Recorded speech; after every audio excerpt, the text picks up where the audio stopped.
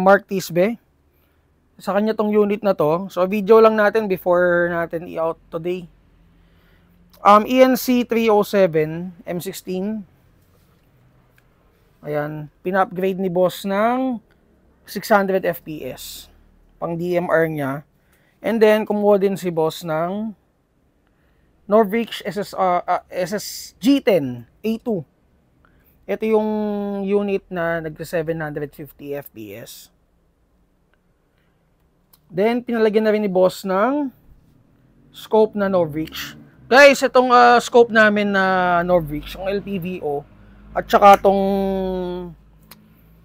itong ganitong magnified na pang sniper. Meron pa kaming, ilan pa yan? Dalawa? Tig-isa na lang. Okay, so para sa mga interested, PM na kayo guys. Dami niya naubos. And sobrang mura. For the quality, sobrang panalo na kayo.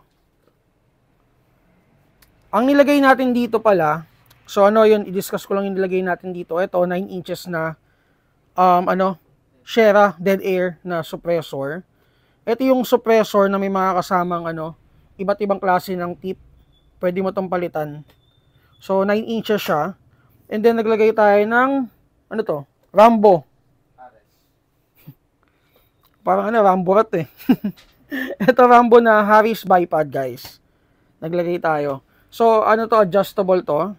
If in case na medyo mataas yung pagsisetapan nyo or paglalagay nyo, na-adjust to. Itong pinakapaa niya. And then, yun nga, naglagay tayo ng LPVO na Norvich. So, ang kulang na lang ni boss, ang isa-suggest na lang natin is the short magazine. Wala siyang meron ba? Matingin nga ako para pakita ko sa kanila.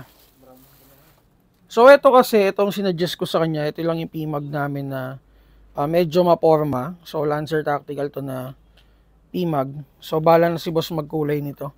Ito kasi talagang gusto niya eh. Ito kasi maporma eh, no? At saka mid-cap, ito pala. Yung short magazine namin dito na ENC is, Decamot. Ito mid-cap. Ayan. Ganda. So, yung mga parts na ginamit natin, as usual, gears, nozzle, inner barrel. Syempre, naghaba tayo ng inner barrel kasi sobrang haba niyan. And then, spring, motor, yan yung mga usual na pinapalitan natin for 600 FPS upgrade. And then, punta tayo dito sa A2. Itong A2 na to, guys, ang nilagay lang natin is, itong scope lang. Sunshade, hindi ko sure kung pwedeng ilagyan ng sunshade and pero tingin ko pwede naman. Pero yung syempre si Norvich meron siyang reputation na yung parts nila is talagang parts niya lang. I mean, magpapalit ka ng for example sa mga pistol, may mga sarili silang parts na Norvich din. So minsan kasi hindi nagiging compatible eh. So check namin yung sunshade nito or nung aftermarket sunshade namin kung papasok dito sa Nov na scope. And then maglalagay kami mamaya ng bipod. So yun lang yung ni-request ni boss. Sige, test natin para makita nila. So guys, di kami nakapag-video kasi sobrang busy talaga dito sa store this past few days.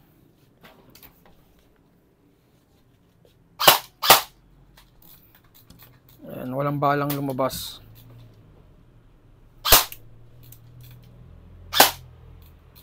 Sige pa. Kahit yung magazine. So, ayan, nakita nyo, nasa 640 plus FPS. Ayan. Ganda. Okay na. So, ang hindi lang namin ginawa dito, since na DMR setup, is to disable yung ayun yung FPS niya pala guys, to disable yung selector. Kasi supposed to be dapat semi-semi lang si bossing. Pero yun, sabihin ko lang sa kanya.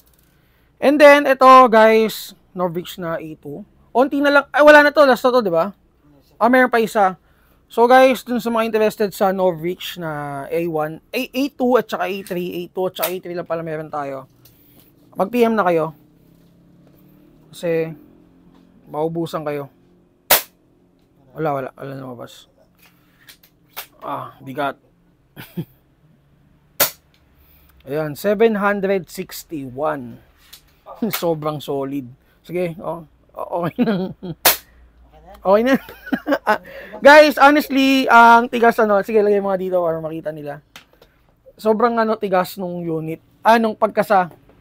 Pero syempre, mag-settle naman yan. Masasanay din kayo if in case na kukuha kayo nito. Ayan. So, ito yung pinaka malakas na sniper na meron tayo dito sa store. For affordable, di ko alam pero guys, mura yung amin. Nasa 30K. Mura yan for Norvix. At saka syempre, yung quality, maganda. One of the best na sniper rifle na may offer namin sa inyo. So again, shoutout kay Sir Mark Tisbe. Ipipick up niya na to today. And para dun sa mga gustong magpa-upgrade, magpa-setup, kung ano pa man, magpabihis ng unit, mag-PM lang kayo guys.